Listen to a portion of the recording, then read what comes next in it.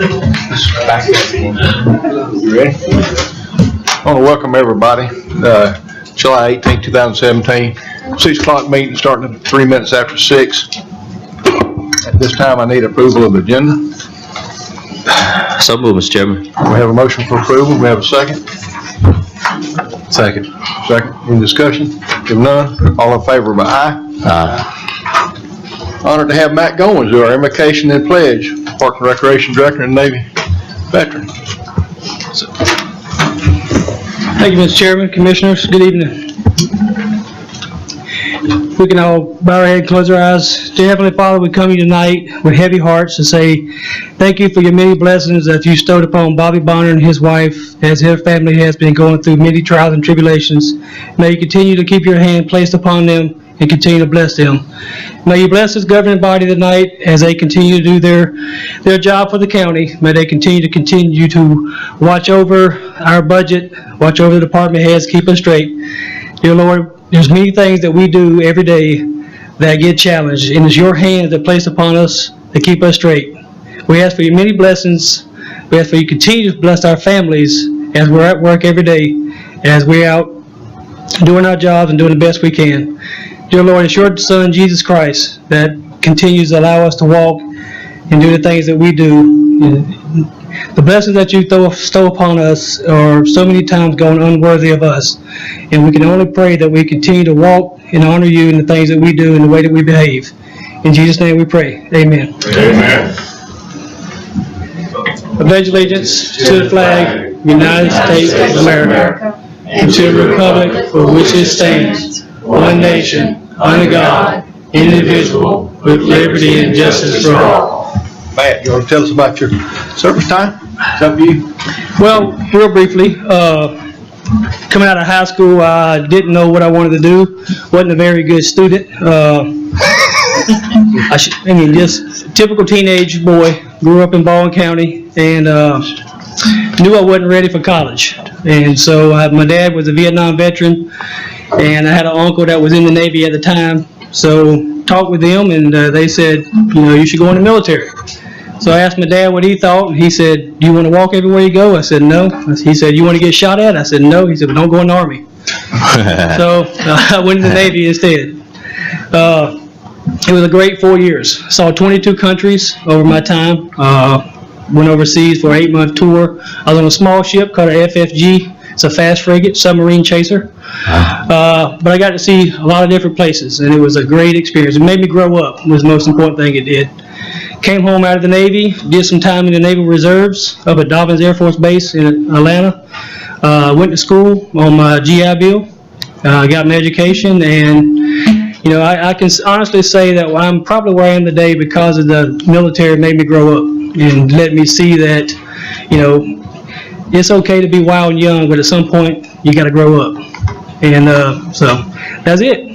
Thank you very much. Thank you, man. Thank you.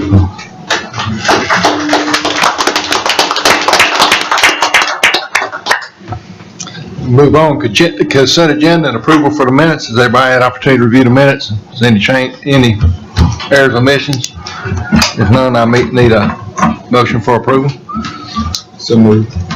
So moved. And that approval, I should have read it on. I got ahead of myself. It was a work session on June 20th, 2017, 5 p.m. Third Tuesday, June 20th, 2017. Executive session, June 20th, 2017. We also have a work session on July 5th, 2017 at 1 o'clock p.m. and a work session at July 11th, 2017, 8:30 a.m. That was the approval of the agenda. We have no, so moved. So moved, all right. Second. Item D. All right, we have so moved. I'm getting ahead. I thought we already voted on approved before I read it. That's fine. Approved. Item D.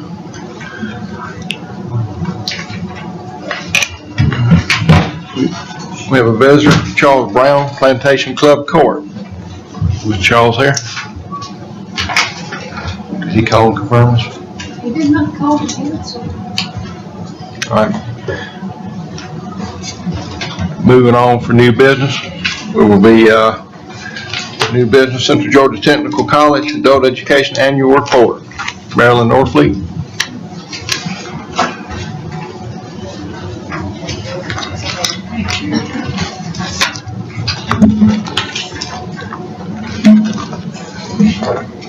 Good evening.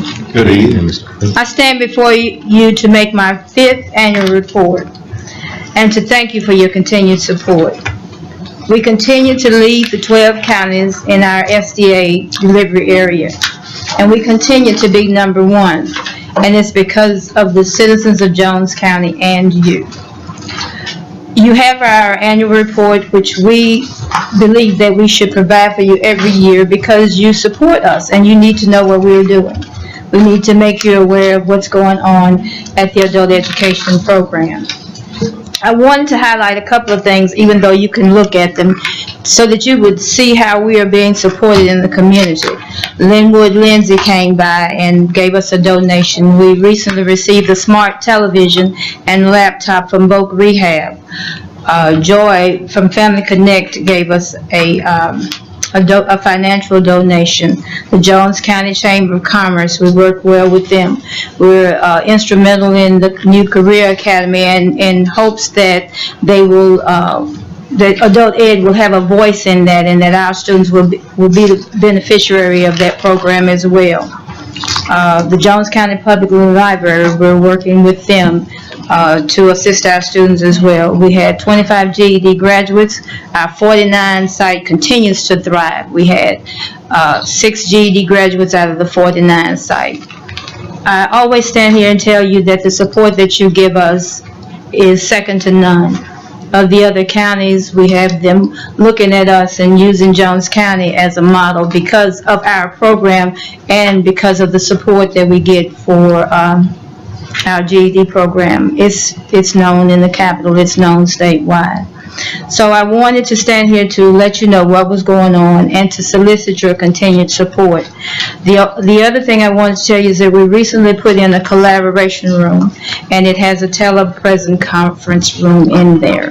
And I am making it available to you all. If you need to use it, then you can check with me, and if it's available, we won't have any problems with the community using it at times. So again, thank you for your support, and we solicit your continued support. Thank you, Ms. O'Fleet. Thank you. Any questions? Thank you very much. Good job. Thank you.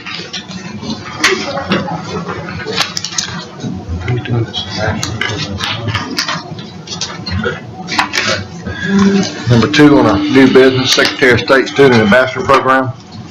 Fitz, is this? Yes, sir, Mr. Chairman. I think we all got this email Ms. Tyson forwarded to us, and I feel like as commissioners and leaders in this community, then we need to try to, part of our job is bringing up new leaders. And with this program, it's a student ambassador program, has a leadership development program for high school students that's centered in civic involvement, voter registration promotion, and volunteerism.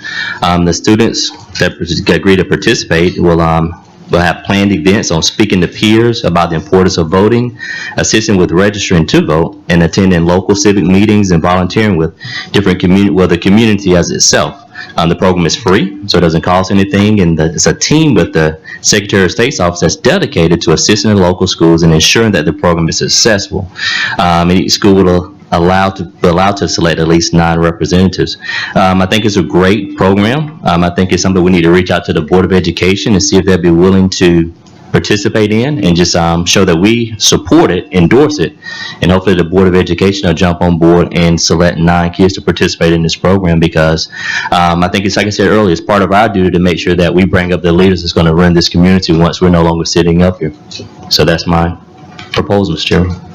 All right. Any questions from Commissioner Pitt?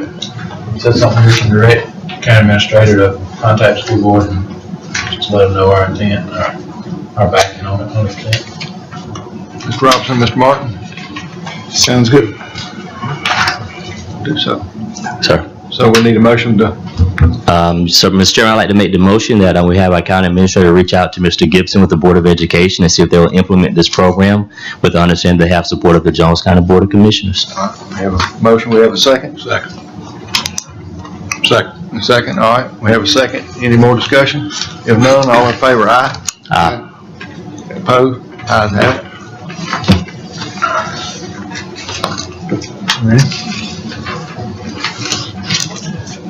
Number 3 on new business, award bid for Masseyville well renovations.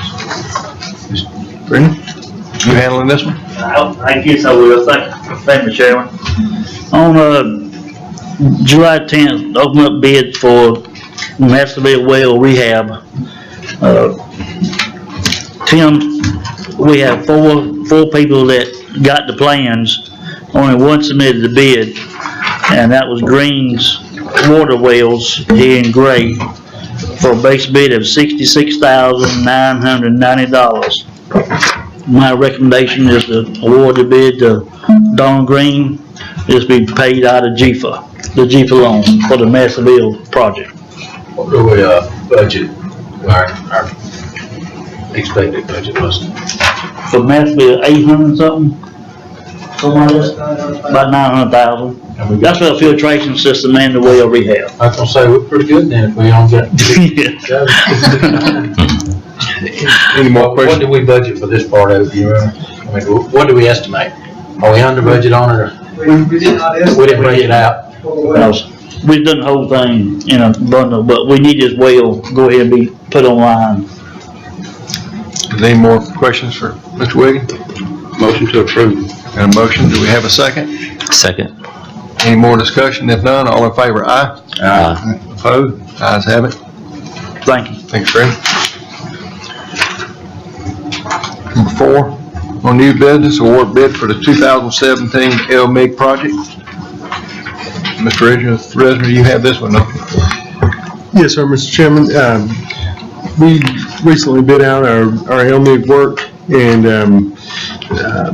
in your packet there, you have the list of bids we received.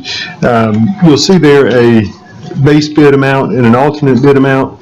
As you'll recall, there were about 5 roads that were added that would be done if funding was available. The low bid here was from Georgia Asphalt. The base bid amount was $773,203.64. The alternate bid amount was $21,426.29. Just going to get to the amounts we budgeted here. We had $761,881 available in current year LMIG funds. We also had $93,357 left over from the 2016 LMIG. So if you combine those two amounts, we do have sufficient funds to do the base bid amount and the alternate amount, and then we've got about $25,000 worth of striping. John, correct me if I get, if I'm off here, but, so I believe our recommendation would be to go with, Georgia Asphalt, doing both the base bid work and the, alternate bid work. Okay, any more questions for John or Mr. Resner? If none, I need a motion. We have a motion, we have a second. Second. Any more discussion? If none, all in favor, aye. Aye. Opposed? Ayes have it.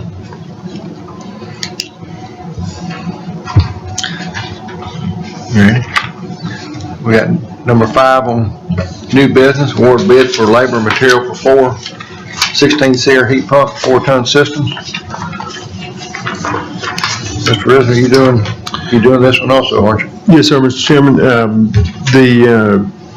This was for 4 heat pump systems, 2 here and 2 at the courthouse, as I recall, and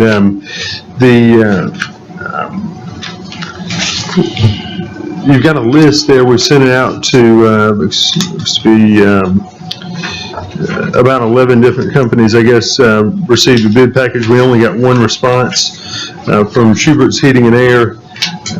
The bid amount was $25,795. I can't believe we sent out that many bid invitations to get one. Did we ask for any kind of alternates for an 18-seer or anything higher than a 16? I don't believe we did, no. If we're looking at efficiency and moving forward, I don't know why we would go with barely above the minimum seer factor. Just my opinion. I don't know enough to have an opinion on that one. But I do, we just kind of went with what Bobby Bonner had developed in the way of specs, but I can certainly get with him and talk through that with him. Any motions to, I'm making a motion, we reject all bids and rebid based on at least an 18 SEER heat pump system. It'll pay for itself.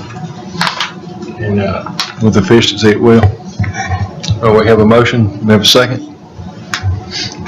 Reject all bid? I'd like to add an amendment, friendly amendment, that we at least get confirmation from 5 of the companies.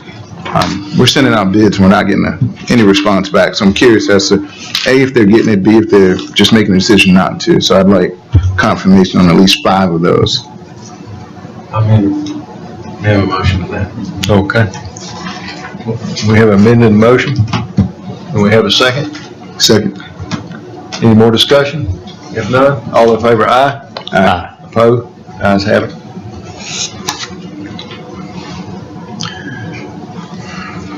I guess we should have clarified, none of these are down, right? What's that? They're not down right now, it's not an emergency situation, right? Right.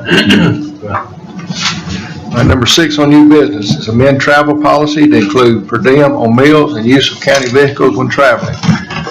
Mr. Kitchens, I think this is your request. Yeah, something that came up during the budget and, talking with Ms. Lavia, you know, IRS regulations, I think it would clean up, a lot of our process if we went by a state per diem rate instead of reimbursement for, meals and expenditures. And, I'd like to see us develop some kind of policy to, use county vehicles whenever possible. It's a lot cheaper than paying the state rates for mileage, back and forth to training conferences and, travel. Any discussion, questions? Have we got a motion? I think it's probably, just a motion to have Jason, come up with amendment to our policies and then bring it back. Come back with some recommendation and Yeah. check some other counties, things like that. Come back with a motion, I'm gonna come back with a recommendation for us to do. Can we do the per diems now? Because we know what those are. I think that can be do we have a policy that states whether it's per diem or reimbursement? I'm sure it's a policy. Make a motion to change the policy to per diem rates and then, adjust the travel policy as needed based on recommendations from the county administrator. Would the per diem be based on where the travel, it would be 3 Yeah, meals? the state puts out a rate of $1 amount per day, and it's backed out based on what time you go to your conference, what time you go to your travel. So if it's an all day, you get breakfast, lunch, and dinner. If it's a half-day conference, you get, based on whatever time your conference is. Board might want to see what that is after the administrator looks at it and comes back as a part of the whole thing. I mean, I guess your motion would be, Commissioner Martin, that we just adopt the state per diem. Correct. And then that would be effective immediately. The state per diem is pretty standard for most of the other boards we travel on. It's there. I know BID has it. And it's pretty straightforward. The board certainly can do it tonight if you want to, but just adopt, rather than leaving it up to the county administrator, adopt the state rate, what I'm hearing. If y'all want to go ahead and do something tonight. I'd like to see it before I vote on it. I mean, it may be fine, but I'd like to know what I'm voting on. Do we require receipts, or do you just pay that You wouldn't amount? require receipts if you're paying a per diem, they get that for travel. Right. And as opposed to someone going out and having a $150 meal, which has happened. When we travel, we normally do 5 guys, I think, when we go to Augusta, and it's $8, $9, $10. But we've had occurrences where people have exceeded that amount when they traveled. And that's, the state per diem rate is pretty standard. A lot of people went through the research and making sure that happens. I'd rather see that implemented now, just because we do have people that are traveling. With regard to county use of vehicles, he can work on that at a later time. Any more discussion? Mr. Pitts? I guess the only question I have is if it's less. So for an example, this breakfast per diem is $10 and only spend $5. It's a daily. It's a daily. Okay. The state it's $46 a day unless they make, adjustments for Atlanta, Savannah, Augusta is probably a little higher than their 50, 52 a day, something like that. But the minimum is 46 a day. And another question I have is, for example, as we attend some of these ACCG conferences, sometimes breakfast and lunch is already included in our registration, so how we consider those items? That, unfortunately, is on the honor system, just like if you went and brought back a receipt. Instead of going to a provided breakfast, you went and had breakfast and brought the receipt back. Because most of those meals are paid for in the cost of the event. Right. Correct, but what it stops is a $75 meal Yeah. or a $150 meal. Right. And those are some of the challenges we've had in the past. Not everybody gets it or understands it, you know, and at the end of the day, the state per diem is pretty simple. For those of us who have traveled with regard to any board operation or anything like that, it's $46. Yeah, and that's it. Keep it simple.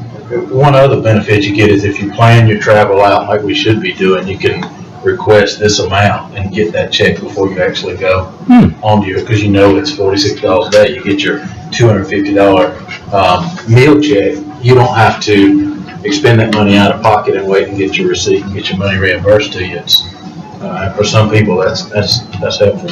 I guess I'm all for it, but the only concern is just that I guess somebody can almost pocket the money, you know what I mean? I'm just gonna eat crackers and a soda, you know, but. But on the other side, you have the abuse that is. Right, I agree.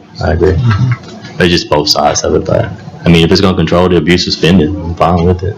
So clarification on our amendment, on our motion is, Make a motion that we go by the state per diem rates for the allowance on travel, and then ask that the county administrator work on some recommendations for travel policy for county use vehicles. okay, we have a motion, do we have a second? Second. Any more discussion? I can't vote on it either way until I see it. I'm not gonna vote on something I don't know anything about either way, so what is that, abstain?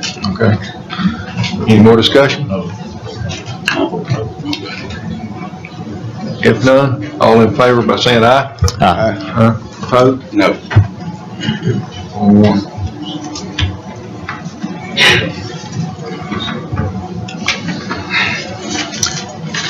Number 7 on new business, approval purchase of 2011 Ford Gossett SDL transit van.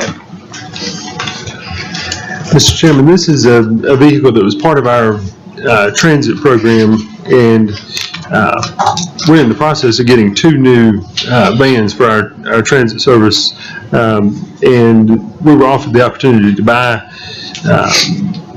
1 van and actually a second van will be offered to us as well for $3,500. And I've had an opportunity to inspect the one myself. They're really in great condition. It's got about 150,000 miles on it, but I know we've talked with 4-H some. They've got a sort of an aging van that you know, they have issues starting sometimes and that kind of thing. And I believe the senior center has also expressed an interest in a new van there. And these vans do have lift gates on them, and they'll hold, I think it's 10 passengers plus a driver. And it seems to be a great deal for $3,500 and something that we could really use. In talking with Levita, we do have money in our budget that we can move around to cover that cost, and so it wouldn't cost anything other than money we already have budgeted. So my recommendation would, my request would be that you approve the purchase of the 1 van for $3,500, and if you're so inclined, you can go ahead and approve the purchase of a second for that same amount. Just curiosity, is it gas or diesel? I don't know. I walked around it, it was locked, I didn't get a chance to look in it. It looked clean from looking in the, it's out there in the parking lot now. It is, yeah. It is gas? Yeah. I'd rather have gas than Ford than I would diesel. Any questions from Mr. Resnick? If You know not, about the mechanical shape of it? It's one that's been serviced by our shop through time, and John, do you know, if they've had any major issues with it? Do y'all know by any chance? I can find it. Okay. I can produce the last couple of years of service records for them, if I can remember what it was to transit. how long we got to make it? 3185, so it's kind of. What time frame do we have to make a decision on the? Margie, you talked to him some. Are we under a pretty tight time frame on at least the first one? I don't recall the date. I'm sure if you called them, they would say yes, but, when's the next meeting? Weeks. Should you approve it with the condition that you verify the maintenance records? Yeah, that definitely, be an option, just approve the purchase contingent upon satisfactory maintenance records. Or for that matter, you could actually get Fleet or Haskins Diesel or somebody just to give us a, check it out, give us a blessing on it. That way they can kind of give us an idea. I can take it down out of Rich. That's what I was thinking, because he works on a lot on that side. Mm-hmm. Have Fleet Services, which does work for the county now, just put an eye on it, touch it, tell us, give us his blessing. He feels like it's, Is this considered increasing the fleet? you know, we've got an aging one we're gonna replace. Isn't that correct, Mr. Resnick? I think so. I'd want to confirm that with Brennan before I tell you for sure, but I do know that. He's in Oh, audience. he's still there.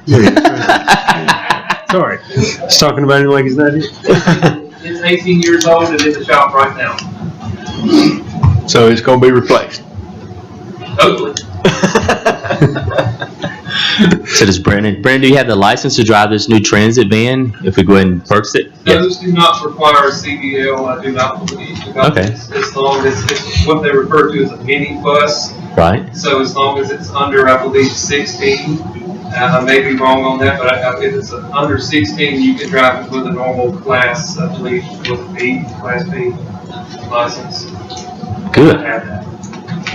Good. So I mean, it's not like we can get rid of the one we have and just replace it with one of these right here for $3,500. That's not a bad deal. Sounds like a sweet deal. I am all for it.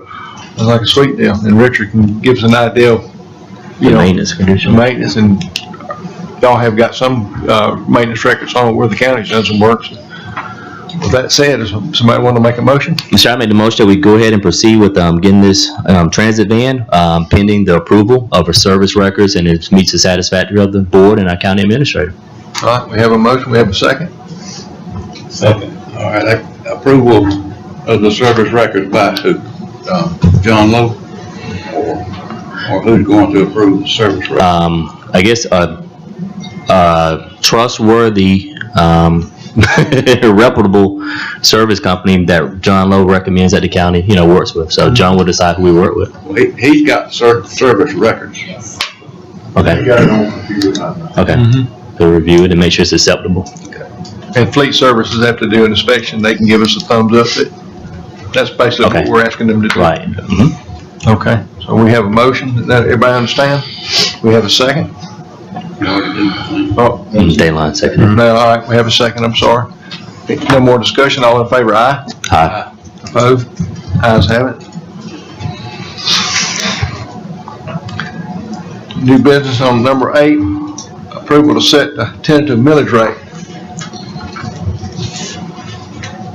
Do we need to set this now? Attorney Childs, what's your thoughts on it? We're still going through our, You can go ahead and set a tentative rate. And Jason and I have talked about this, you have to, then of course you have to, when you set the final one, you cannot go above what you do for the tentative. You can go below, but you cannot go above that once you set the tentative rate. That's your understanding, yes? That's right. You basically have to decide what rates you want to advertise. You have to run a series of advertisements, hold a series of public hearings, and in the advertisements for those public hearings, you have to say, the board has set.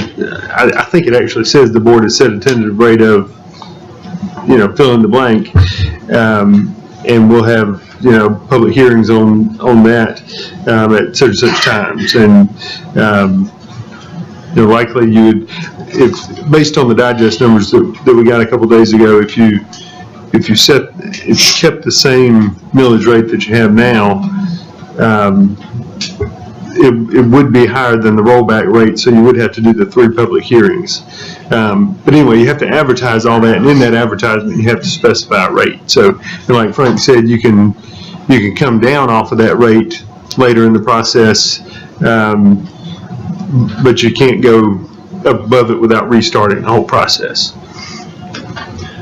Unless someone's planning on making a motion or voting to raise the millage rate, we'll be safe with what we were last year. If we need to roll back, come down based on the tax assessors, we can. Okay. Well, And still keep our process in the timeline that we're talking about. all right, well, we'll need that in the form of. Make a motion, we set the millage rate based on last year's millage, the same. Second. We have a motion and a second. Any more discussion? If none, all in favor, aye? Aye. Opposed? Ayes have it.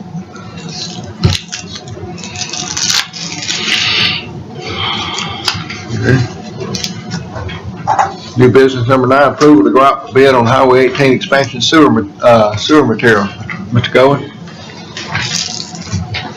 Good evening again, Commissioners. This is Mashpee coming tonight asking special permission, and it's not to go out for bid, but it's actually to accept some written quotes. I gave each of you some paperwork before the meeting started. The reason I'm asking for special permission tonight is we're up against a time frame, and the calendar is not our friend at this point. We're trying to get the park open by August the 18th. Football starts August the 19th. Soccer starts a couple weeks later, but football is the date we're chasing. What you see before you is 3 written quotes. We actually have 4 that came in a little later after these were all printed out. If we were to go out for bid, we couldn't advertise until next week. The advertisement would go to these same people. That would take 2 weeks. We have to get them in, verify them, and then come back before you. And then by the time we got to the suppliers, it's 4 weeks. Correct, Tim? 4 weeks from the time we tell the supplier what we need before we can have it on site. That's why we're up against the clock. Ferguson put in 2 bids. One is $21,571. The other bid, which is not there, the one that came in late, is actually Myers through Ferguson. Theirs is $31,523, and I apologize for using the word bid. Quote. Southern Sales Company, total price $30,000. CMC $30,392. These are hard numbers. Not soft numbers. These are hard numbers. This is exactly what we'll be working with. Tim Ingram has gone through the full list of supplies, has spoken with all these suppliers. They know exactly what we need, exactly what needs to go in the ground to make it our sewer system successful and functional. And I'm asking special permission tonight to be able to move forward. The way it would work, if we get permission, is thanks to Danes Ferry Properties, Brian Jackson, we have an easement. Hope I'm not stepping on toes by making an announcement. Absolutely.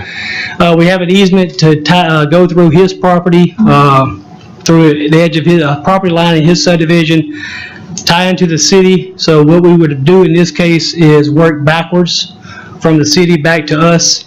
And in that time frame, when this material got on site, everything will be laid backwards. We'll be able to put this in, tie right in, and move on. Versus wait for this to come in and then have to do all that. So I'm asking here, I know this is outside of our normal procedures, so I'm asking permission. And I don't have this in front of me, I didn't get a copy, but what are the numbers, sounded like we've talked about numbers over our. We have, yes, sir. We have, yes, sir. You can't grant a waiver for that. I mean, if it's the law, either by state law or the ordinance, you can't waive that. What were the numbers again, Matt? 21. 130. You can't do it. So I'm sorry, I mean, that's just right. We can shorten the bid process by the length of time we put it out. since they've already, would that be possible? Yeah, it My might 2-week advertisement instead of 4? I'd have to look at it and see if we can, we certainly, try to do that. And to, It's just not discretionary. no, Can I ask a question? yes, sir. Freddie, do you have any of these materials on hand? I hadn't seen the list yet. Ask Freddie to look at it and see if Freddie's got anything on hand. I think that he's gonna have the control panel and the enclosure, No, that- alarm system. You'll have somebody. 4 6-inch pipe.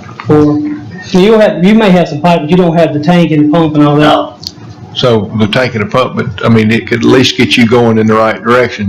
But I will say that Mr. Brian and Brett Jackson has saved the county by letting us shortcut through their property, which is great. I mean, we really appreciate it. He came forward today and talked to me and told me that, I want to work with y'all so we can help you get this open. So, this is great for the county. It's a win for the county because it saved us some money. I didn't know if by chance Freddie had some of this on hand that you could go ahead and at least start installing the back half of it. So when you got to that point, all you'd have to do is install the pump and I might have some points at River North. They may have sent me the list, but I can look and see what I got. I mean, we can borrow for departments. Let's get started that way, is a thought. Well, I don't see, it doesn't look like pipe is this anyway. We're gonna do the pipe and digging, Yeah, tapping and all that. the piping fees, I have them here. They're under the threshold, they're under the $5,000 threshold. So that number is not an issue to go ahead and get that material and get it going. This was just for the pump and the tank and the electrical panels and all that. So we can go ahead and start our tap side, work our way back to the pump. Yes, sir. And then set them and. Right. Now, we have to get Watson to make that core, but we don't have nothing to core inside that manhole. At the tap. Right, man, to go down. Right. Got a hammer. You go ahead. I thought about this last week, then I forgot to do anything with it, but if we can get the pump through a state contract that's already been bid, Frank, would that work? If we could, I don't have any idea if that pump will be available through a state contract or not, but. I think we have to bid it. Okay. Even if it's been bid at a state level? What's the state level? US Communities or something like that. What's the level at which they bid? They have statewide contracts for kind of a wide variety of things that they bid out periodically. Everything from vehicles to mowers to toilets to you name it. It's been bid through the state process. Now, I don't know if that extends all the way out to sewer pumps and that type of thing, but they do go through a bid process. We could probably do something out through that process. Okay. As long as it's been bid. Okay. That's the key. But as a backup, we need to have do we need to go ahead, what do we do on the backup if it hasn't been gone through the state bid process? You got to bid. Yeah. You can tell that by tomorrow, whether it's on any kind of state bid contract on a state website. Right. Yeah, it should just take a few minutes to check. And then start a 14-day advertising. And just set the date to open the same day as the last day of advertising. Well, we'll need a motion to allow Matt to go out for bid in the event it's not under state contract, correct? Yes.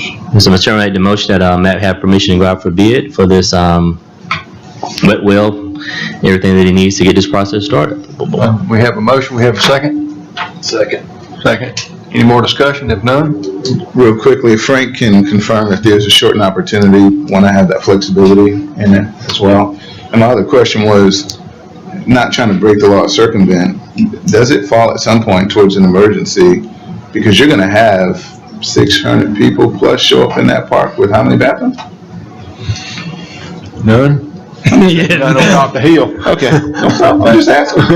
There was no saying that I used to get a lot. The poor planning on your part don't constitute an emergency on my part. Well, I was gonna put a side, I was waiting my opportunity to give the side note, and the side note is that we have been planning this sewer system for 4 months, Tim.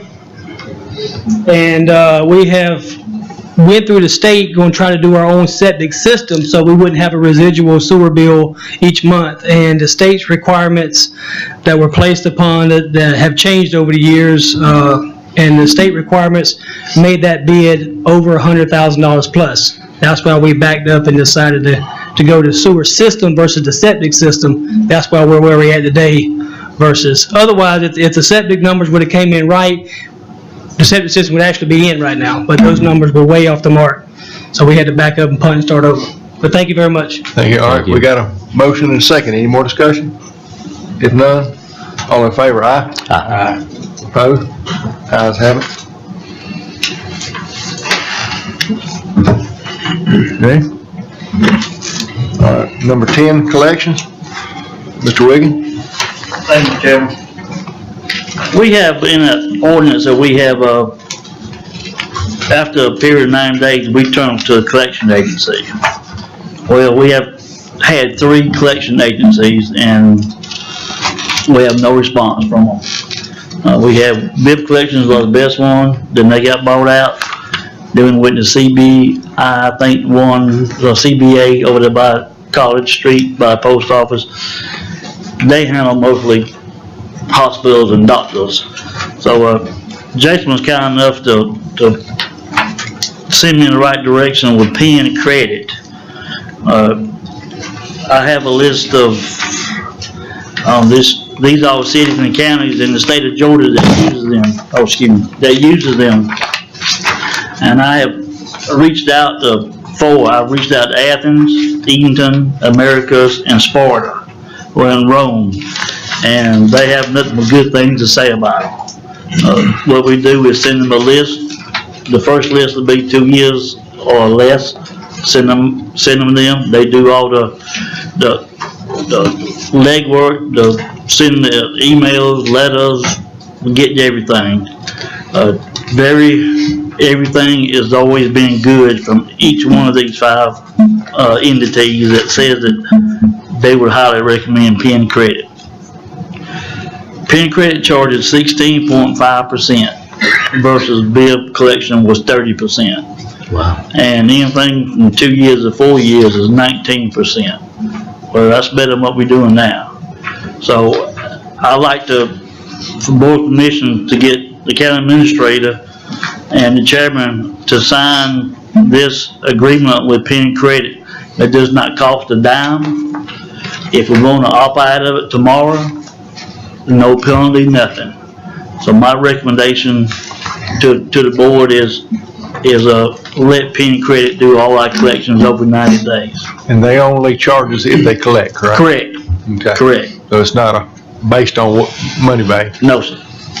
If we send the bill and you owe $75, they'll get 16.5%, and we'll get the rest. Real quickly, Freddie, Yes. if I have a water bill and goes to collections, can I still get new service? Once you pay that bill. Okay, so I just wanted to make sure, so no new service without that. Okay. Right. Also, if you receive a notice, you can pay at 49 office instead of sending them to Penn Credit, but we will have to send Penn Credit their percentage of it. Sure. So, I mean, everybody said that they had to do it over again, they would do it, but they love Penn Credit. And I think y'all have a information in y'all's book about Penn Credit, and I don't know where y'all, these are owners will let y'all look at this. That's some of the cities and counties that using Penn Credit. City Grades on there, I didn't talk to them because I want to get somebody out of the area. So that's where I'd like to see us to go ahead and sign the contract or the agreement, whatever it is, to go in and start this, so we can go and send them the information. I see Commissioner Kitchens on the edge of the seat. I know he's got a question. He's itching. Yeah, I just noticed it's for a calendar year. So basically, if we started it now, we'd have about 6 months. Is there an option to do a 3-year and hold the same rates and then maybe an automatic renewal unless we change our mind? That way we get more than 6 months for half the rate that we were paying last year. Well, the reason I hadn't reached out to Rich yet, because I wanna see what y'all's direction y'all wanna go in. And I'd be glad to email him and see what is it a calendar year, or is it maybe our fiscal year? Can I send him 2 years worth of stuff now?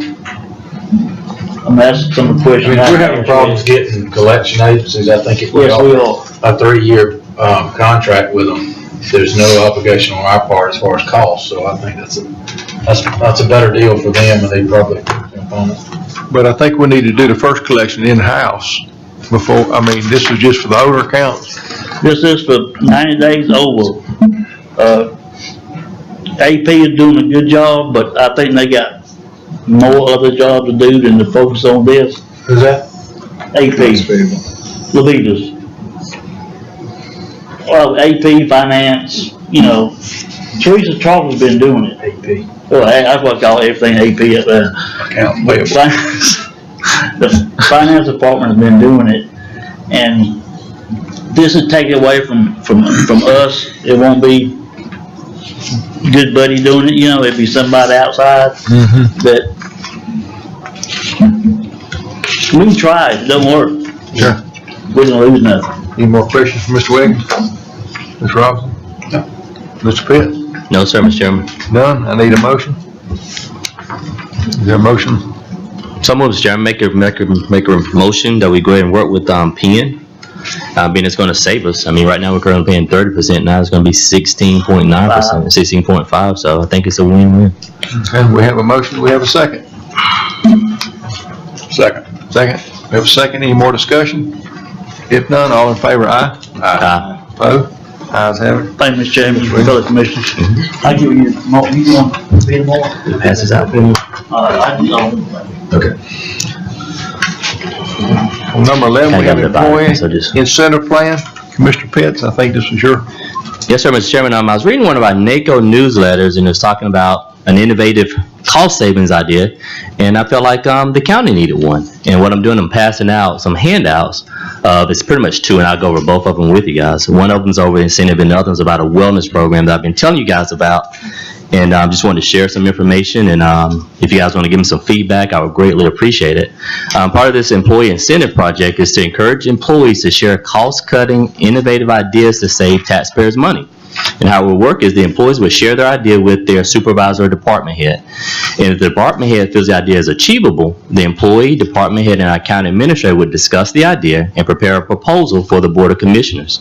If the Board of Commissioners decide to implement the idea, the agreement will be a signed agreement with the county commissioners paying the employee a one-time 10% of the actual savings. So for an example, if the idea saves $10,000, the employee will receive a one-time payment of $1,000. The Board of Commissioners must see the actual savings before anybody receives a payment. And what qualifies a cost savings initiative payment would be that it's an innovative idea, not a normal business or standard business practices. Examples, moving the county from a paper-based electronic payment to reduce the cost of paper-based transactions by 50%. That was in the email that I sent you guys.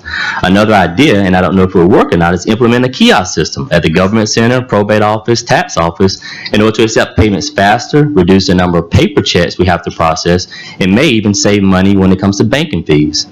Some examples of normal business practice or standard business practices are, for an example, if a department head was able to reduce or negotiate a better rate when it comes to fuel costs, or negotiate better price when it comes to office supplies.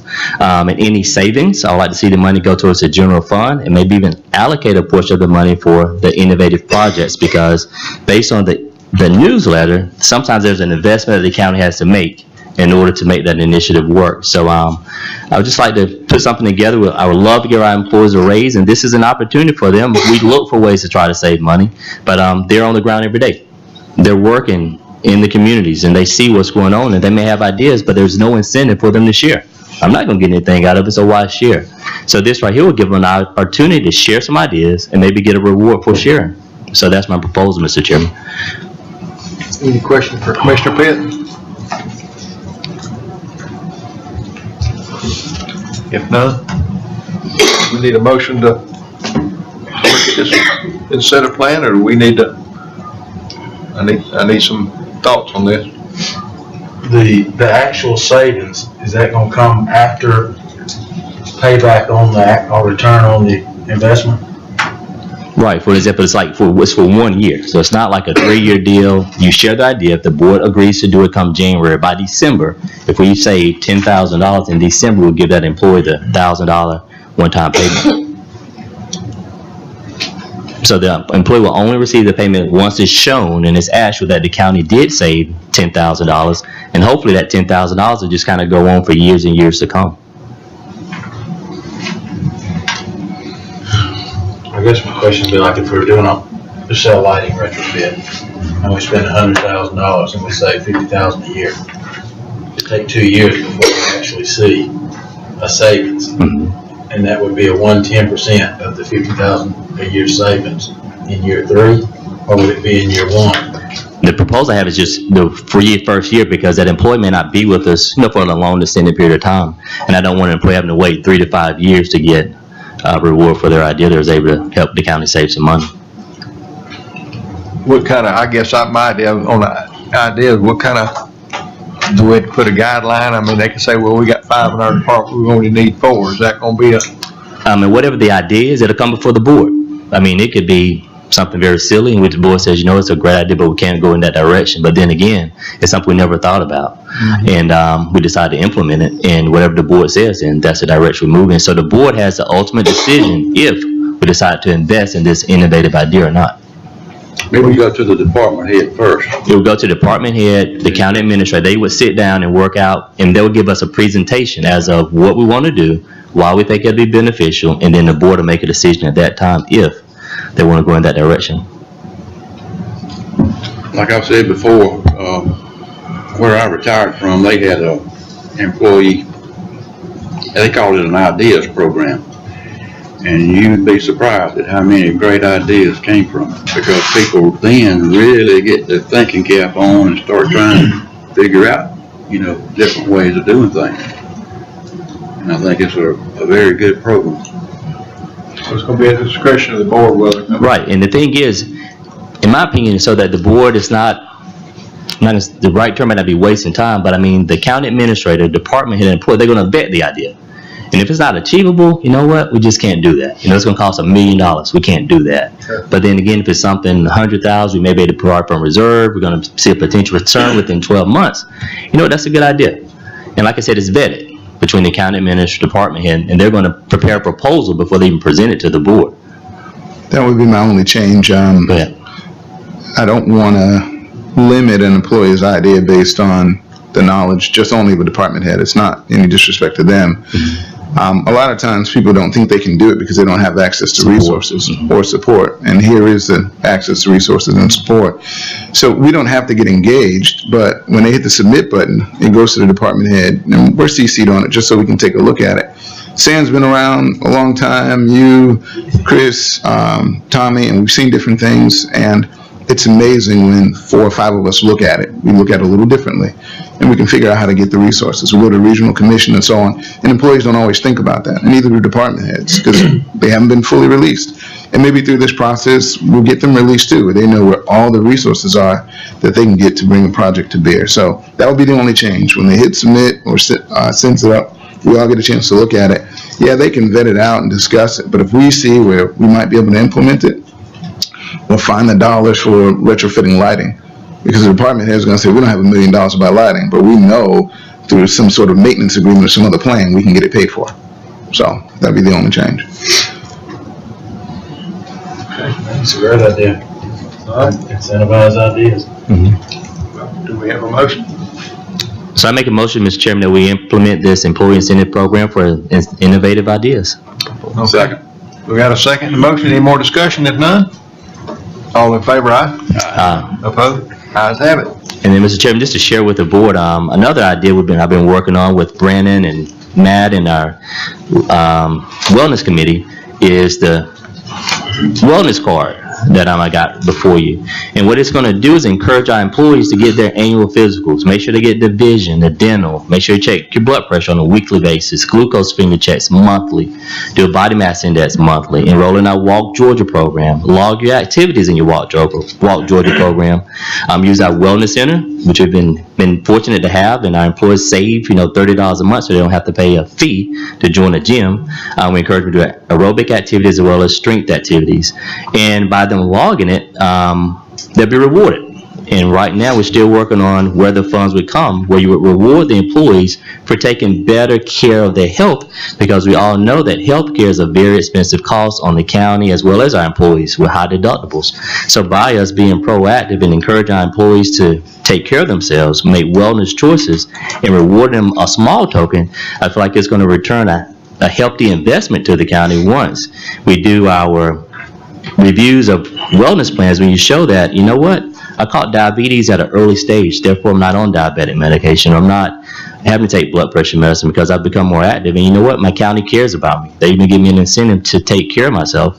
And at the same time, the taxpayers win because we're not having to spend more money on healthcare costs. So if anybody would like to share, help us continue to develop this idea, I greatly appreciate your input. And thank you, Mr. Chairman. Real quickly on that, Mr. Chairman, when we had presentations by the healthcare professionals, some of their plans actually had dollars in it for incentives. And that may be something you reach out and ask about, and even follow up with ACCG. Right, because one of the ideas I would love for us to do is have one of our insurance reps come in, we have some computers in the gym, is maybe do like a lunch and learn. And after that lunch and learn, you can go on Blue Cross Blue Shield and enroll in the wellness program. And if I understand it correctly, in which there's still some details I don't understand, they're up to $150 the employee could receive by participating in the Blue Cross Blue Shield wellness program. And by a representative being there with our computers, they can go and get them enrolled. Because it's sad but true, and it's even me. Sometimes working on a computer can be a challenge. But being that you have somebody right there to help you enroll in the program, enroll in our Walk Georgia program, I think would be a shining star amongst the community where we show the surrounding communities and also the state that we're taking an active approach in the wellness and health of our employees. Right. Any more discussion? So it's still being developed, Mr. Chairman. So I just want to give you guys an idea what's going on, and if you guys want to jump on board, you're welcome. All right. Thank you very much. Anything else? Moving to old business. Fleet 24. 12. Oh, I'm sorry, I'm skipping Walthall. I marked it, all right, Walthall 24-hour card, that's John, excuse me. Good afternoon, Chairman and Commissioners. Here a couple of weeks ago, we changed getting gas and diesel on road from Lakeside to Walthall. And anyway, they gave us a fleet card. So I come to y'all tonight to ask about the fleet card. Freddie has used his, we hadn't used ours. I got 4 and I got them in my desk. But the only time we was gonna use them is like on Fridays and Saturdays when somebody's working. And at night, yeah. Cause they 24 hours. But the only place you can use it is down at Walthall on 49. And I mean, they got cameras down there and these cars got numbers on them. And, but that's what I come to y'all tonight about, is the fleet card for down there. Cause we'll be saving money. Freddie got gas down there. He got 11.387 and it costs 23 at the station, 98. But once the taxes were taken out, when they got the bill up here, it was 21.63. So we saved $2.35. Is that diesel? Huh? Was that for diesel or Gas. regular gas? Yeah. And you can only, But see, we've been getting gas on the weekends and all up at Old Clinton Gas, but we pay them other taxes up there, which I want to keep that just in case something comes up and we need something quick. So Clinton, they don't have the ability to back out the taxes for the counties, what you're saying. Right. All does. That's right. We don't have any storage tanks over on. Well, we got tanks down there, but Thursday afternoon, we cut them off and can't nobody get anything out of them on Friday and Saturday. We've also been in a situation, John, when the power's out down there, when lightning storms and stuff comes to the tornadoes and such, we use our power so we can't pump out those things. Well, we got a generator and the pumps are hooked up. Just didn't transfer. You can only just buy gas or diesel. You can't go in the store, buy a pack of Yeah. crackers or Coke. Yeah. nothing. And you gotta put your truck number in there That's an idea. and your PIN number. Yeah. I mean, it's something that Walthall offered us free, and we just, hey, to save the county money, you know, if we need it, like a night weekend, like I said, John's not there on Fridays. If we need gas on Friday, Saturday, we just run down the store. Why wouldn't they fuel up on Thursdays? Well, they might, but if they, I mean, you know, if they get called out Thursday night, or if my trucks, like the roll-off trucks run, see on Fridays, they might have to go up to Old Clinton and get gas, so they'd be ready to go Monday morning, early. Who you assigning the cards to, and how would they get access to them? I got my card and then another guy's card. They got signing out in the office in there. Well, I'm just curious, because John's situation, he shuts down on Thursdays, right? Yeah, I got 4. So how would they get the cards I will give them to them, on Thursday? and then they will give them back to me on Monday. Okay. Is it just Just for the weekends, that's all it's for. superintendents in that area or regular employees? Huh? Superintendents in that area or regular employees? Well, it might be a superintendent that's on call, but it might be a roll-off driver, you know. Sure, I want to just ask Jason, we've been having some conversations also in one of our NACO newsletters about a fuel card for pretty much all employees that have a county car. And with this fuel card, it also track the amount of miles between each time they get a fill up. So there's a form of accountability there. So I'm going to ask Jason to kind of chime in. Not anything against this right here, but Express or Fuel Man. there you go. So yeah, so please share, if you don't mind, with the board so they're aware of this idea. Yeah, those are the two that I've had experience with before, and a lot of similar features to this. You can, I think Right Express and Fuel Man are both pretty widely accepted at different gas stations. Same kind of deal. You go put the car in, you have put in your vehicle number, your PIN number, you put in the mileage of the vehicle, and at the end of the month, you get a report on all the gas that was purchased for those cars, where it was purchased, times, and it'll give you miles per gallon on that tank, and it'll give you an exception report if somebody got gas in Panama City, Florida, or something over the weekend, or 3 in the morning or something. It gives you a pretty good exception report so that if something unusual is going on there, you should know about it. So it might have some additional features that this doesn't have. But yeah, that's something that we've talked about and that might make sense to roll out on a broader scale. And we probably just want to check around with gas stations in the county and see which ones accept which programs. And I think they also have a feature, Right Express at least, where they'll back the taxes out as well. Right. So, I mean, for an example, John already gave us a $2 savings right there. So, I mean, if we can implement this countywide, can you imagine the potential savings we would have from all of our gas purchase with taxes being backed off? That's an innovative idea right there, okay? But I don't get any type of bonus for it, all right? I don't get a bonus for it. John, they sell us Hey, it's coming. gasoline If you implement it. for a certain amount per gallon We pay, in the tank. Right. Big tank. right. Now, if they use a fuel card or If they use the fuel card, they back the taxes out, it's the same price. same price as the boat. Right. I will caution one thing about giving all employees with vehicle fuel cards. accountability, trackability. I've been there, done that in my personal business, and found out it can get questionable at times. And we just need to make sure we got whatever measures in place to make sure that it doesn't get out of hand. Right. But it was just my whole intention for those employees that are driving cars that have a credit card or whatever they use right now to purchase, to make sure they have access to it.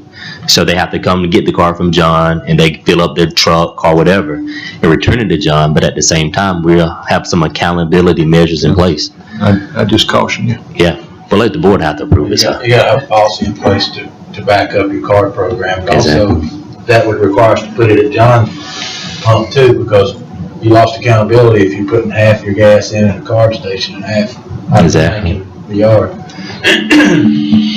So, similar concern, 2017, we're budgeted for $280,000 in fuel.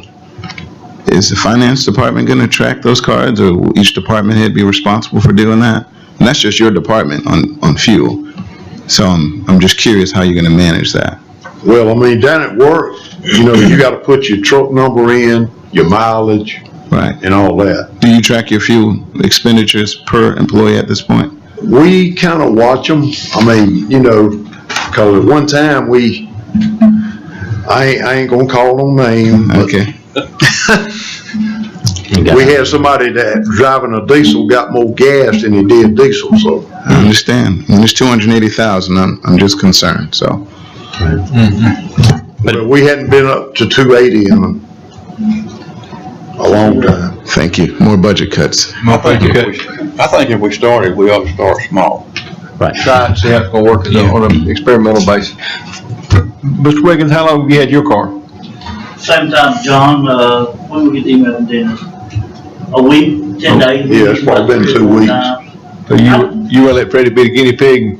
I'm just like, Yeah, cause I ain't used none out. right. I think, Mr. Chairman, the confusion was, when the guys get a receipt, it had $23.98. But when the statement comes in, it's got $21.63. So that's why we had to get a letter from Wausau, so we can put it with the invoices. So when the auditors coming in, they said, how come you got two different prices? So it's a little backup stating why the price was reduced, because of taxes. So Levita's department will post the actual bill, and you'll have your receipt. Right. Right, you got an individual receipt like you do Old Clinton, C&M. Yeah. See, that was like Lakeside. We never did get the bill from Lakeside at Public Works. It always came up here. I do have a question. Chief, since Chief Burnett is in the audience, Chief, when it comes to our deputies, are they going to various service stations, or do they just get all the gas from the sheriff department? They get all the gas from the sheriff's department. Okay. Unless they have to travel. Yes, ma'am. Or whatever, and have to have gas there. Yes, ma'am. And they'll get it with credit card. Got it. Well, I guess I need a motion to try the experiment on this. Mr. Chairman, I made the motion that we'll try the fleet car with our War Department as well as Public Works on this trial basis, and we'll review it after 60 or 90 days. All right. Do I have a second? Second. We have a second. Any more discussion? If none, all in favor, aye? Aye. Aye. Did you want to say something else?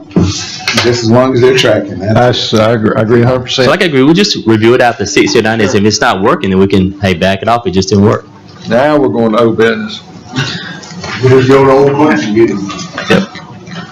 Pay the taxes, additional taxes on it. I'm all about savings tonight, so.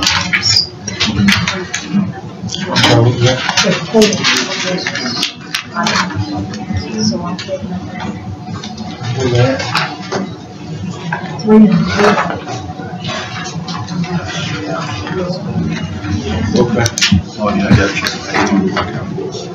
Sure. Okay, I've got it. I'm good. All right. First one, old business, fiscal year 2018 public defender's budget request. Oops.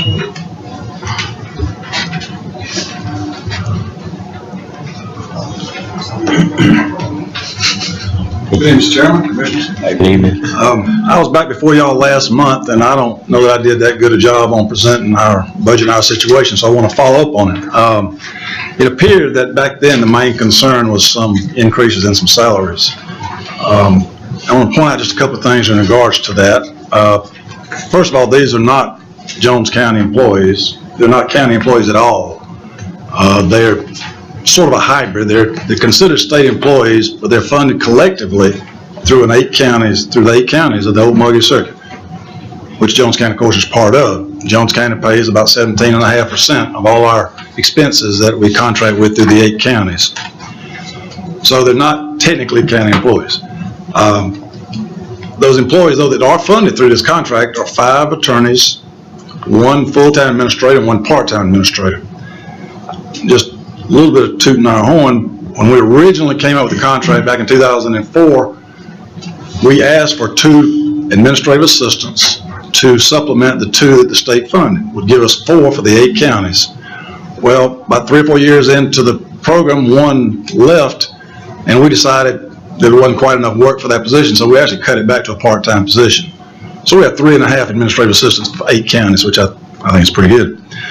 So I'm not tonight requesting a salary increase. I'm here to request that you approve the contract between Jones County and our Public Works, Public Defender's Office. We don't need nearly as much money.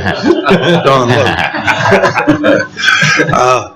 But that's what I am here asking for. But there's a couple of things about our office and our agency that are a little bit unique. First of all, almost every year, we give back money to the county. Not a lot of money, but I'm not asking for a lot of money either. In the past 4 years, we refunded approximately $24,000.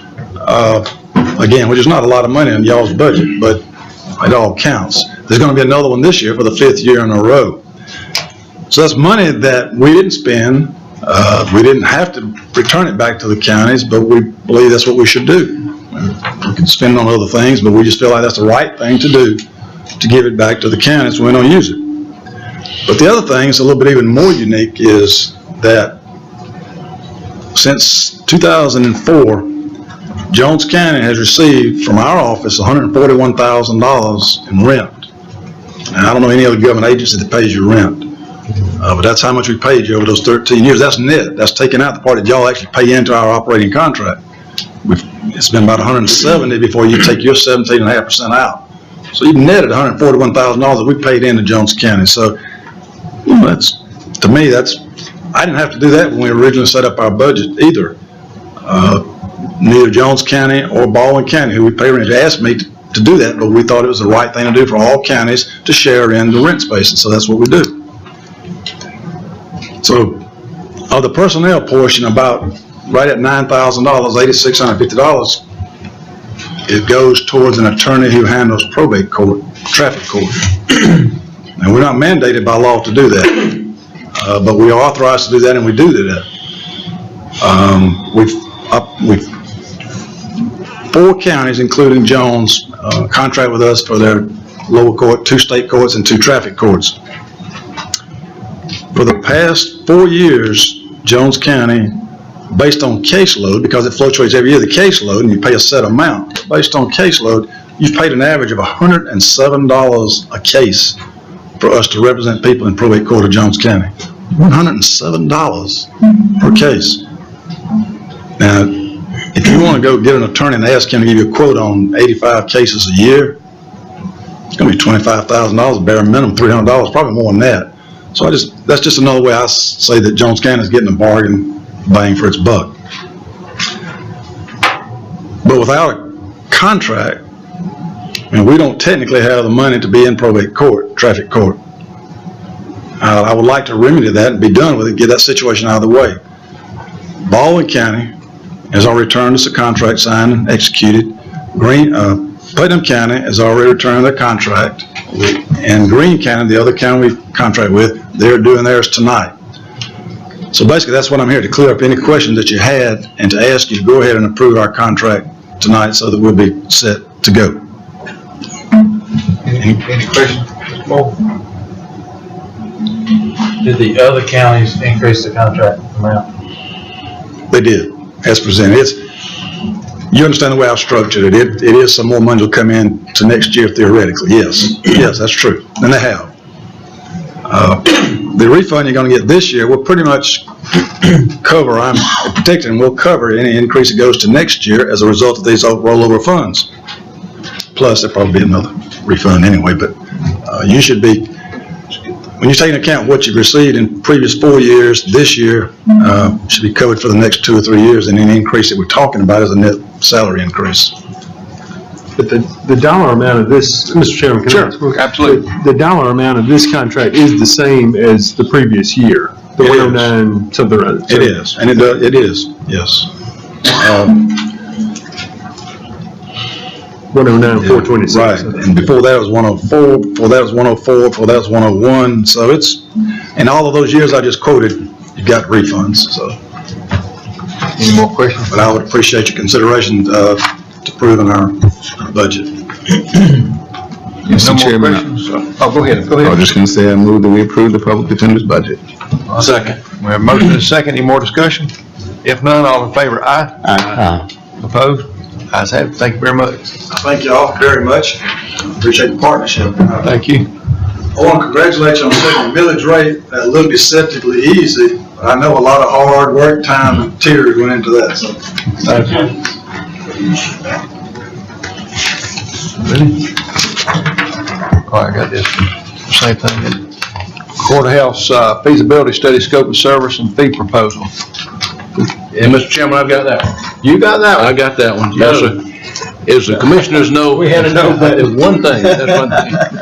I'm not asking for any money. Okay. Other than what's already been budgeted. Gotcha.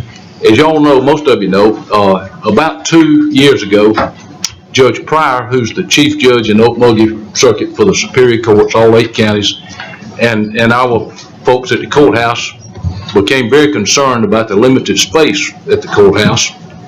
A committee was formed. Judge Pryor heads it up. Judge Green is on it. The sheriff is on it. Bart Jackson, Superior Court clerk, is on it. Sherry Rollins is on it, representing downtown. As of this year, the commission representative changed. Commissioner Kitchens is on it. $50,000 was set aside several years ago, put in the budget, to do a study. And we have met on several occasions with an architect in Macon, Mr. Bob Brown, who has done a number of courthouses. He was involved with the addition to our courthouse 15 or 20 years ago. And every time we look at short-term needs and long-term needs, that's what we were charged to do. And Jason, Jason's on the committee too, and since he got here.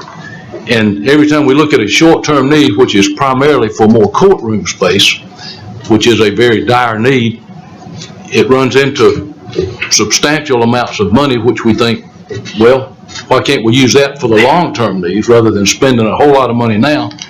And it just kind of is a vicious circle with the different ideas, trying to decide what's the best thing to do. So, and this is what basically the $50,000 was budgeted for a couple of years ago. Mr. Brown has come up with a proposal, and Margie, that's in the packet, isn't it? Is that in I think the commissioners have this. He is going to do a comprehensive study of our courthouse. The bottom line is, and he's going to talk to all the constitutional officers, all the department heads who are involved, the people in the law enforcement center, the sheriff, of course, an exhaustive study, and he's going to be basically considering long-term needs and short-term needs, and he'll break it down into 2 options, which will be the renovation and or addition to our current courthouse, and then or the possible relocation of the courts, all of the courts, move them out of the courthouse to a new facility, renovate the courthouse that we have now for all the court-related offices, which could move some offices out of this building where we are tonight into the courthouse. So what he has come up with is a pretty detailed proposal that would cost us $22,800 as a lump sum fee. It would take him, obviously, I would guess, several months to do this. We would then get back together and decide what sort of recommendation to make, which of course ultimately will come back to this board to make a decision about what we're going to do. But what I'm asking for tonight is that I'm the chairman of this committee, is the reason I've got this, and what he wants us to do is, if we agree to, he signed the contract for this $22,800, And if the board is in agreement for that, and again, this money is there. I got Jason to confirm it. And he talked, I don't know if Levita's still here, but she confirmed that we do have the money there. So if the board approves it, I would ask that the chairman be authorized to sign this. I'll send it back to the architect so he can get started. Mr. Fisher? Chairman, having worked with BTBV before, I know their experience is there, and they have what I consider a benefit for us is the relative experience of having worked on this courthouse before, so they didn't have to reinvent the wheel, which in turn saved us from the estimated $50,000+. That will allow us, once we come back with a plan for approval from the board, to at least give us seed money for the next steps and actually how to implement and how to get to where we need to be. So with that, I'll make a motion to approve the contract. Motion second, any more discussion? If none, all in favor, aye? Aye. Opposed? Quick question. Oh, you want a quick question? You know I do. How long before we actually go out or plan to build this courthouse? Commissioner, I think it'll be at least a year, maybe probably more. Because it's going to take a while to get this study done, to come back with some recommendations. It's a huge decision. It'll impact all of us who live in this county. It's going to be a major expenditure at some point, and that's why so much time is being spent on trying to decide the best way to go. Right. And the reason why I asked that is because we just approved the tentative millage rate, which does not account for any future construction or other. And, you know, we have not put any money away for the building fund. Right. And if this was a church, we'd be in trouble. So that is my concern, that we know we have to do this. They've been telling us this for years. And I want to make sure that we start thinking about that and putting in a plan, especially if we're going to do this. Don't get a plan on the table and then all the costs are going to change because we're going to do it 3, 5, 10 years later. I think there'll be definitely a short-term recommendation first, which will be way less expensive than whatever the long-term recommendation is. Fair enough. Thank you. So you were aye? Aye. Opposed? None? Margie, would you get the chairman to sign that at y'all's convenience and get it back to me, and I'll get it on here. Thank you. On old business, item 3, Daylon Martin requests a conditional use to allow a group home for up to 6 clients. Property is located on 3408 Kingsview Circle and consists of .27 acres, currently zoned R1A, single family resident. Mr. Petrowski? Mr. Chairman, this is a matter that was before y'all in February 7th of this year. That matter was tabled at this time. It's been asked to be placed back on the agenda for your consideration tonight. The Planning Commission did recommend denial of this request. Okay. This will be handled just like we've got the person signed in, but those opposed here tonight will have an opportunity to speak. You don't have to be signed in. We'll treat this just like any other zoning hearing because this was tabled. I'll first start off with Mr. Martin, let him talk with the board, and then I'll give the opportunity to the ones that are opposed for this to also be heard. Mr. Martin? Mr. Chairman, I really would like to offer a compromise. The reality is that the zoning and planning board approved or made the recommendation for approval of the group home at my primary residence, which sits on 16 acres, 4,000 square foot home, 400 yards away from the street and acres away from the nearest neighbor, which should have the least impact, on any nearby neighbor or large sums of neighborhoods. And that is really what I'd like to do. Unfortunately, I recognize the dilemma that places you all in that those folks from that neighborhood are not present. But that was the zoning and planning recommendation. This board did deny that, and I'd offer to rescind these 2 requests in light of an approval for the primary residence. Mr. Petrowski? Mr. Chairman, would be my opinion, would confer with council on that since the request at the primary residence was denied, we need to go back through the process to satisfy the Zoning Procedures Act. That would be my opinion certainly. Commissioner Martin, would you like to add anything else? No, sir.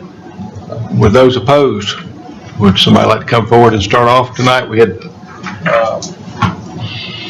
Mr. Gordon, Miss Gordon, excuse me. Easy, I said that.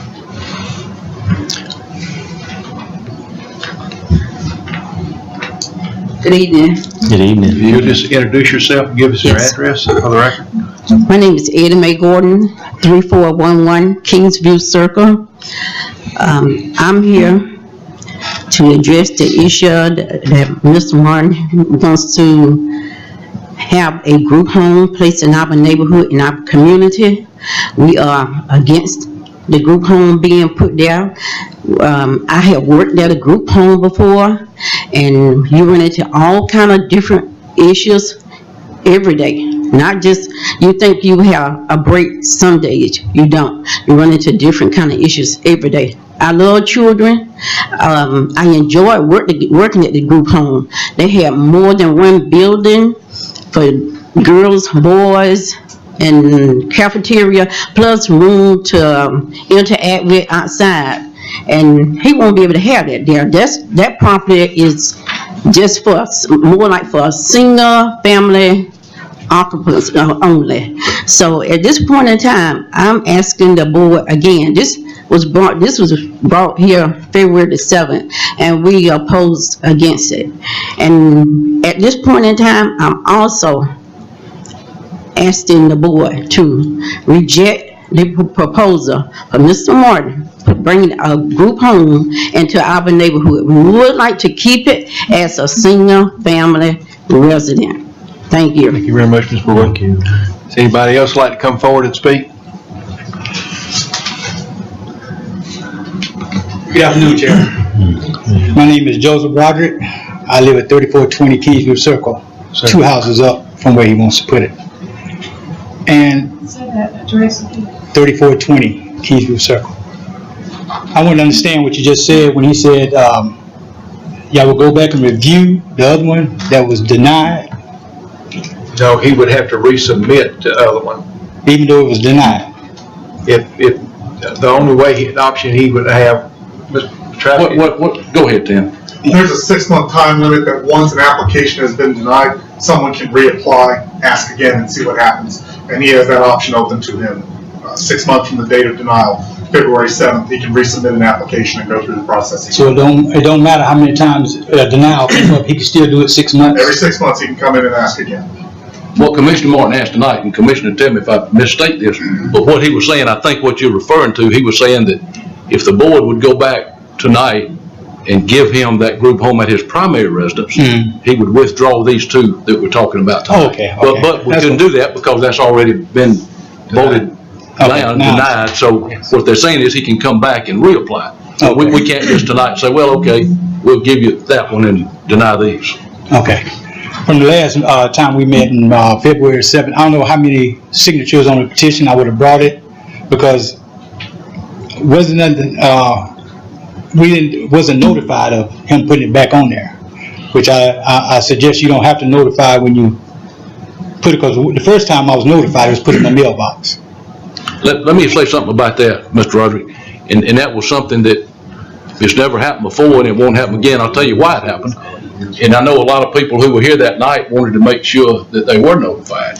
And as I understand it, after the agenda went out Friday with that addition on there, people did, because of some of the people who get this mass email, the word got out in the neighborhoods, I understand it. But Commissioner Martin asked that it be tabled. Now, he asked last week, is my understanding, that it got added to the agenda last Friday. Okay. And that he had a right to have it put back on tonight, being a commissioner. Right. And that obviously didn't give Mr. Petrowski's office or anybody else in the county time to go out there and get signs out and notified.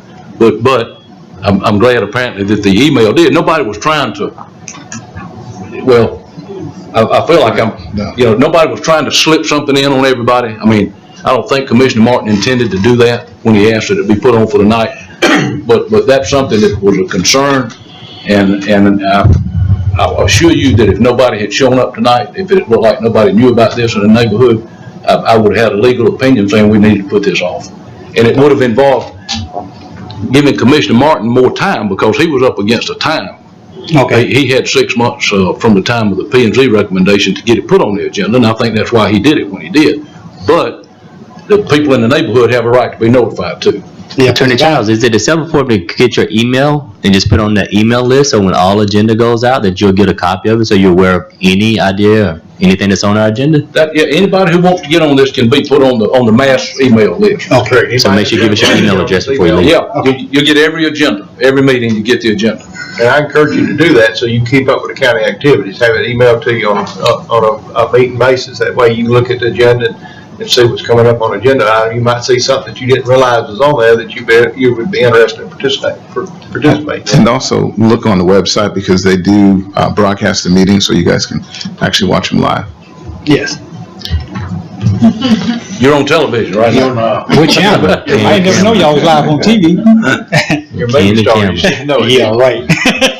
But anyway, I asked y'all to oppose it because if I had time, I can go to Whitaker and all other folks. I can get you up over 400 petitions within that vicinity off of Joy Cliff, Ruby Drive, Spratley Drive, all of them. They do not want that in that community. So I really ask y'all not to do that. Thank you very much. Is anyone else in the audience like to say something that we haven't already heard? Or you feel welcome to come up and speak? Anyone? You're welcome to come up, sir. Hello, I'm Douglas Stevens. I live at 3425 Kingsview Circle. And I agree with the previous two neighbors that I think it'd be best served in a commercial area and not in our neighborhood. That's all. Thank you very much. Anyone else? If not, I need some discussion from the board or guidance. Mr. Chairman, if I may, right quickly, I just want to remind the board members of the criteria, the standards that we talked about, and this relates back to the hearing when everybody was here back in, I believe it was early February, and we discussed this in detail. But again, the standards you look at, the conditional use request, it has to, if you granted it, the proposed use or structure should be compatible with development and uses existing on adjacent and nearby property. That's the first one. Second one is the proposed use or structure shall not have a substantial adverse impact upon the existing use or usability of adjacent or nearby property. The third one would be the proposed use or structure shall not cause an excessive or burdensome use of existing streets, transportation facilities, utilities, schools, or other public facilities. And then the fourth one is you look at whether the proposed development will conform with the duly adopted land use and or other physical development plans or policies for the area. And the fifth one is you look at whether there are other existing or changing conditions affecting the use and development of the property which give supporting grounds for either approval or disapproval of the request. Those are the same ones you look at every time. Okay. Any more discussion from the board? Questions from Mr. Martin? Ms. Martin, would you like to say anything else? No, sir. This time I need a motion. Some denial or approval of one way or another. So, Mr. Chairman, I'll just go ahead and say I just agree with what, being that the residents have come and expressed their concerns about it, to deny it. Plus, Commissioner Martin has mentioned about even going back and trying to get its primary residents, served as a group home. So at this time, I made the motion that you deny, and that Commissioner Martin goes through the process of trying to get his own primary residents up under a group home. I would second that based on 1 through 4. Okay, we have a motion and a second. Any more discussion? If none, all in favor, aye? Aye. Oh. I have it. And of course, the record will reflect too, so everybody know, Commissioner Martin did not vote. He realized he can't vote on this issue and he abstained. Chowski, you want to introduce the second one? Deadline Martin requests a conditional use to allow a group home for up to 6 clients. Property is located at 119 McCrary Drive. and consists of .27 acres plus or minus zone R1 single family resident. Mr. Chairman, this is the second request that was tabled at the February 7th meeting to allow a group home at this location. The Planning Commission also recommended denial of this request. Mr. Martin, Nothing done. you don't go there? Anybody in the audience would like to speak in opposition to that? If anybody would like to, if you've already spoken, you can just say you adopt your previous statement. Yes, I adopted a previous statement. I'm gonna tell you the reason why. Because my father's house and my mother's house is on 34, he done changed the address now. It's 3314 Ruby Drive. And that's right, I grew up in that neighborhood, all that. And I feel the same way about that neighborhood that I do, because like I said, my sister's residing now in that neighborhood. So, thank you. Anybody else like to speak in opposition to the zoning? And Mr. Chairman, I would say that the residents who probably are not aware would still be in opposition. So on behalf of them, they're still in opposition. Okay. That says, any questions for Commissioner Martin? If none, I need a motion. And for the record, Chairman, board members, to consider the same 5 standards we talked about a few minutes ago. It's a different piece of property, same standard. Make a motion to deny based on 1 through 4. We have a motion to that. Do we have a second? Second. Any more discussion? If none, all in favor, aye? Aye. Opposed? That's all on new business. It's like we're at department heads. Any department heads have anything? Mr. Crown? Everybody's pointing at you for some reason. He used the first, so I was. Okay. None tonight, sir. Mr. Reagan? Thank you, Chairman. I was gonna bring, Attorney Childs up. He wasn't here to meet when we talked about, Sun Valley. That day you and I met with William Ross. Mm-hmm. We sent a letter to the brother in Texas. Right. He received it. He has not corresponded with his brother or his nephew. So I just want to bring you up to speed as of yesterday. Had anybody heard nothing from him? Thank you, Freddie. So I just Thank you. want to let you know what's going on. We need to follow up with his brother and make him. Right. Mr. Love? Ms. Angel? I'm just gonna throw a curve at you, see if you had anything. Mr. Goins? got a quick question. It's more for Attorney Childs. Does advertising on the website jumpstart the clock, or does it have to go in the paper? Has to be in the paper. That's, we might want to revisit that. We need to change our ordinance and look at it, but now it has to be in the paper. Any other department heads like to speak, comment? Mr. Petrovsky? I just want to touch briefly on the per diem that was discussed earlier this evening. There are 2 conflicting standards. One is the Georgia Accounting Office that provides the travel amounts for state employees that are traveling, and that per diem is like $29 a day, and I heard you mention 46, so there's quite a difference. The General Services Administration, which sets the policy for federal employees, and they have that set at $46 for travel in general areas of Georgia. So I just wanted to mention that to you all. All right, thank you very much. So do we need to clarify that we want to go by the federal? Okay. Yes, So do we need to make a motion of that, or? Do we need to make a motion so we can correct the motion, make sure which standard we're going by? Because we mentioned the state at one time. I still like to see it before I vote on it. Right, but he said it's 43 and the other one's 29, 46, 46. It's his original motion. Right, so you need to make a motion to amend it. Amend the motion to the GSA standards. Second. Any discussion? If none, all in favor, aye? Aye. Opposed? No, because I have to. All right. No Can more. I say one more, just one thing, just a kudos for the administrator. With the budget process and the way it's been going, I think we're way ahead of the game right now, from what I'm used to. And I'm not talking down anybody, especially in the board, but we've never been offered the numbers that we've had in the format that we've had it in. We're looking at everybody's numbers. We kind of know everybody's situation. And I think that makes a big difference when you start setting your own budget, when you're looking at somebody else's budget too, it kind of, it plays together of how everybody's trying to say what others are getting and so forth. But whoever came up with the format, and I'm sure it was the administrator and Shannon, I'm sure, I appreciate it on my end, a whole lot. Keep cutting your budget. Say it again? Still no. All right, thank you. Mr. Robinson, we're going, moving to commissioners' comments. I ain't gonna scare you tonight. I'll let you go first. You have none? Well, I had an enjoyable afternoon today with the chairman, and we had some good discussions, and I enjoyed the fellowship. We went to a restaurant to eat. The lady said, "Will it be two?" And I said, "Yes, one adult and one child." But I felt it all my head, which is which. And when we left there, we still didn't know who which was which. Mr. Martin?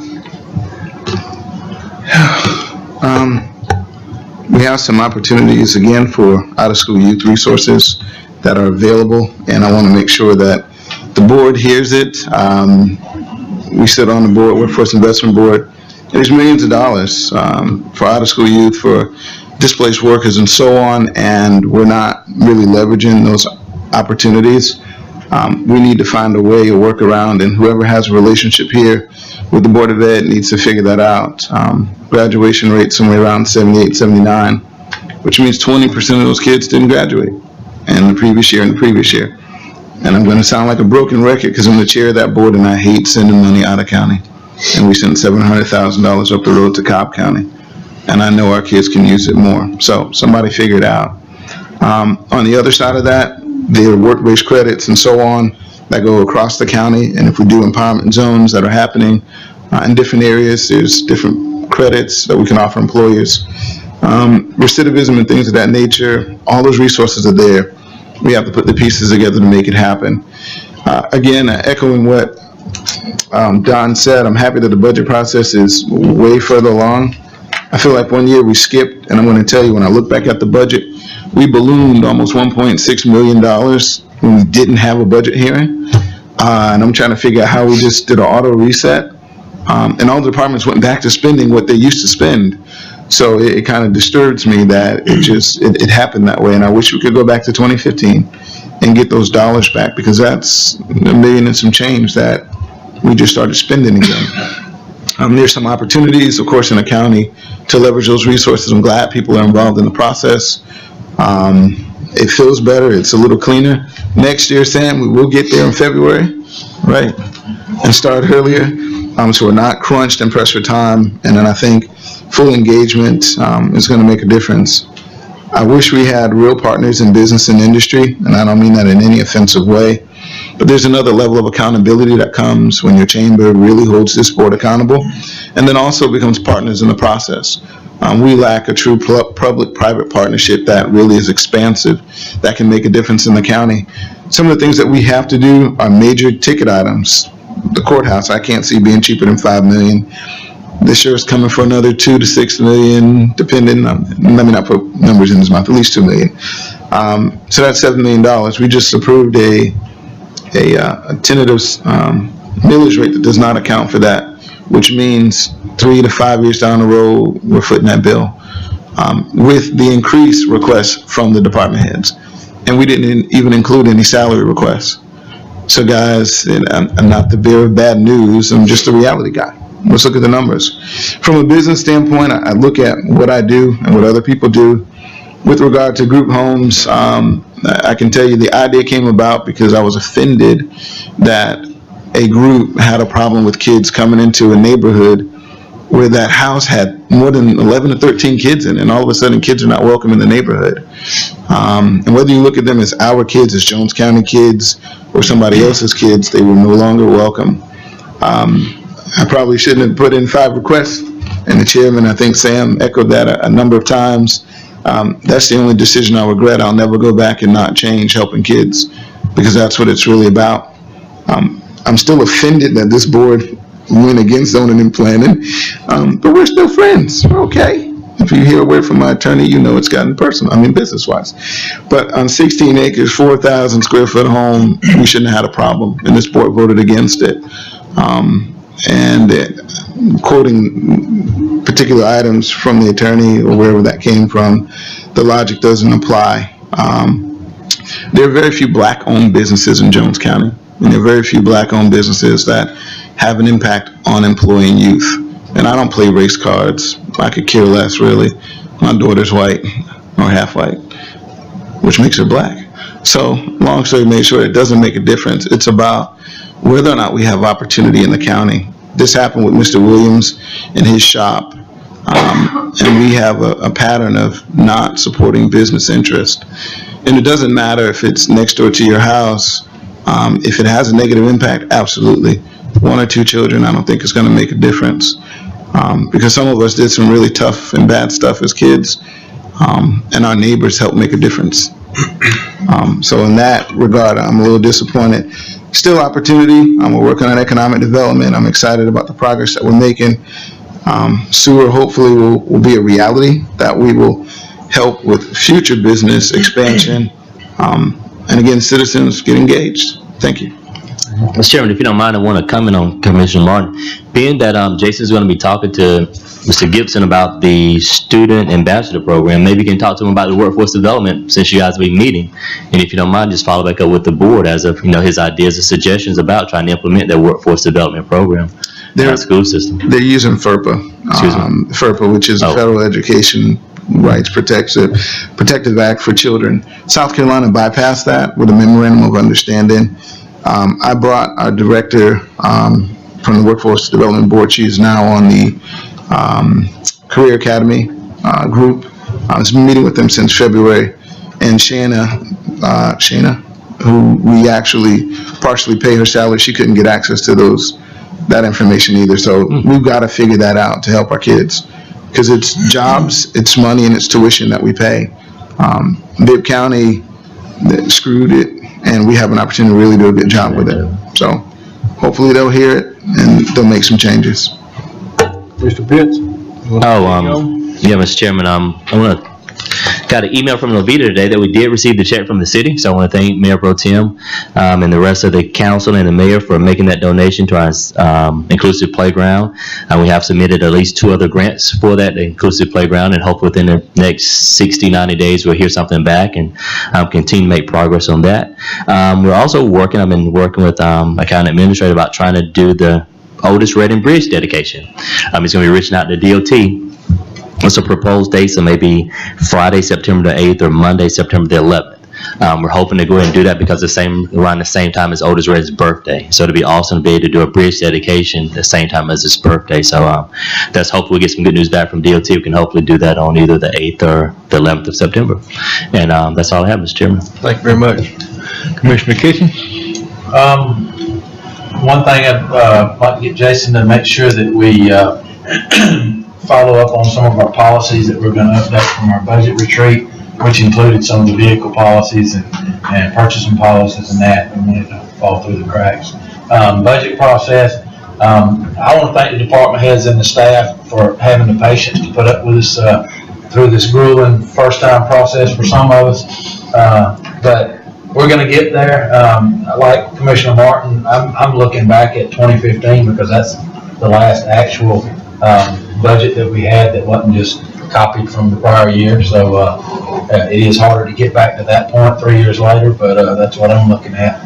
And on the brighter side, I don't know the names, so I'm probably going to misstate them, but I know that we have some 10 and under softball girls going to World Series, and we have some 8 and under boys baseball going to World Series, won their state brackets, run their district brackets. So that's, and I'm sure there's others, but if you just look back over the last couple of months, we've had track teams that broke state records and won state awards, and we've got baseball, softball. Everybody in Jones County knows that football and baseball, where we come from there and what we've put out in this community. So if you don't think recreation is making a commitment to our community economically and for quality of life, we're sadly mistaken. So I know we put a lot of resources towards it, but, when you see these kids start out in T-ball, and now you're looking at them in the major leagues with $1 million contracts, that says a lot about our community, so make sure people recognize that. And a lot of it is from the not just the coaches, but the parents that are coaches that just bring them right up through from 5 years old on. Good. Commissioner Pitts, you had one other thing? Yes, sir, Mr. Chairman, I do. I want to bring up to the board's attention and get your consent on it. Ms. Sharice Stevens, she's over in Macon. I think she's on the Clean Air Commission, and she's implementing a Live Healthy, Macon Build. And she's identified a grant that we may be able to partner with, Live Healthy Jones and Live Healthy Macon Bibb. The Regional Commission, they're actually reviewing it right now. And I want to get the consent of the board that if the Regional Commission feels that this is a doable grant, that we do it. The due date is August the 3rd, so if I need to bring it back on August the 1st, then I'll do that, but it's just kind of like one of those time of the essence type projects. But the Regional Commission are reviewing it because our health issues may be a little bit different from Macon Bibb, but at least she's identified and just another way for us to partner as we can try to take this Live Healthy initiative, make it not only county by county, but make it on a regional basis. So. Attorney Childs, have you got anything? No, sir. Don't think so.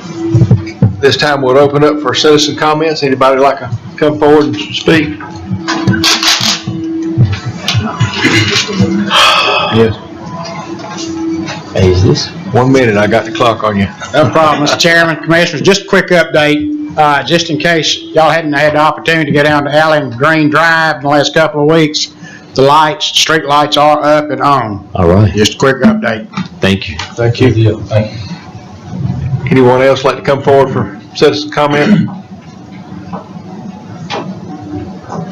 Don't want to like to come forward, I need a motion to adjourn to go into executive session. So move personnel. For personnel. One quick word on litigation. One quick word on litigation. So moved. We had a motion, second. Second. All in favor, aye? Yes, Thank you.